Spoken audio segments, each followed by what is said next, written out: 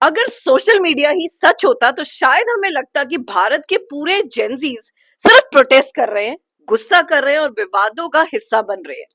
लेकिन क्या सच में ऐसा है?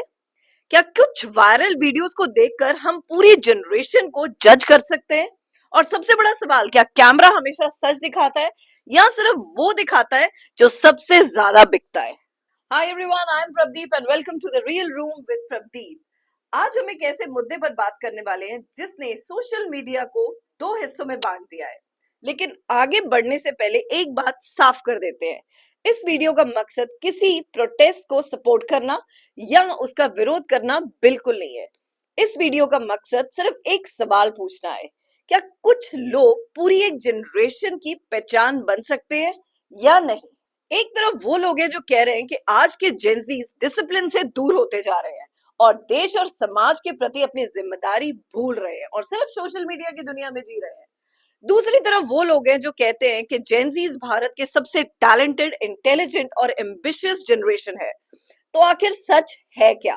पिछले कुछ दिनों में सोशल मीडिया पे कई पोस्ट बहुत तेजी से वायरल हुए। उन पोस्टों में कहा गया कि कुछ लोगों ने जंतर मंतर पर प्रोटेस्ट किया, गाली गलौज की, पब्लिक प्रॉपर्टी को नुकसान पहुंचाया और फिर पूरी दुनिया ने उन्हें भारत के जेनजीज का चेहरा मान लिया।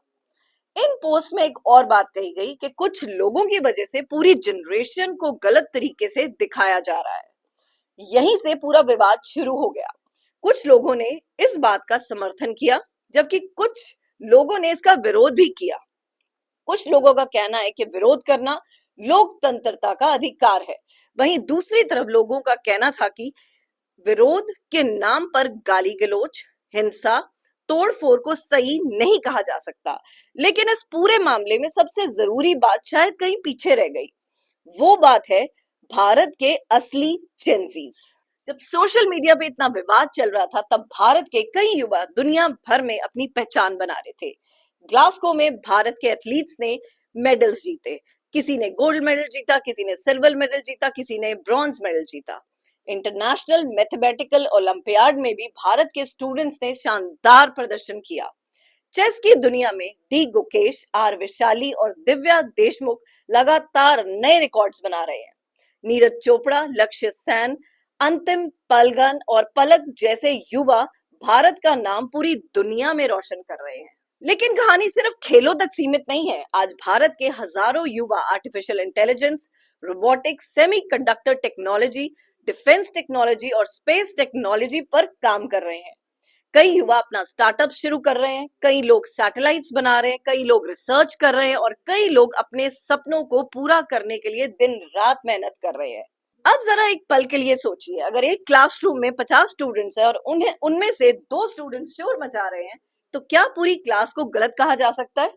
बिल्कुल नहीं। लेकिन सोशल मीडिया पर अक्सर ऐसा ही होता है। जो सबसे ज्यादा चिल्लाता है उसकी आवाज सबसे ज्यादा सुनाई देती है। जो सबसे ज्यादा विवाद पैदा करता है, कैमरा उसी की तरफ घूम जाता है। और जो चुपचाप मेहनत कर रहा होता है उसकी कहानी अक्सर पीछे रह जाती है।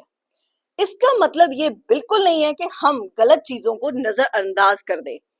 अगर कोई गलत काम करता है तो उसकी आलोचना होनी चाहिए, लेकिन किसी एक व्यक्ति या एक छोटे से समूह के आधार पर पूरी जनरेशन को जज करना भी ठीक नहीं है। अब हर जनरेशन में कुछ लोग गलत होते हैं और कुछ लोग मिसाल बन जाते हैं। हर जनरेशन में कुछ लोग शोर मचाते हैं और कुछ लोग इतिहास रच जाते हैं। और एक बात समझना बहुत जरूरी है, सोशल मीडिया पर वायरल होना और इतिहास बनाना दोनों अलग अलग बातें हैं। इसलिए असली सवाल ये नहीं है कि जेनजीज अच्छे हैं या बुरे हैं। असली सवाल ये है कि हम किस जेनजीज को देख रहे हैं। उस जेनजी को जो अपने सपनों के लिए संघर्ष कर रहे हैं, उन जेनजीज को जो मेडल जीत रहे हैं, उन जेनजीज को जो सैटेलाइट्स बना रहे हैं, या उन जेनजीज को जो नए आइडियाज के साथ भारत के भविष्य को लिख रहे हैं, या फिर उन जेनजीज को जो कुछ सेकंड्स के वायरल वीडियो में नजर आ रहे हैं। और शायद इसलिए ये लाइन बहुत गहरी बात कह जाती है। भारत को युवाओं की समस्या नहीं है।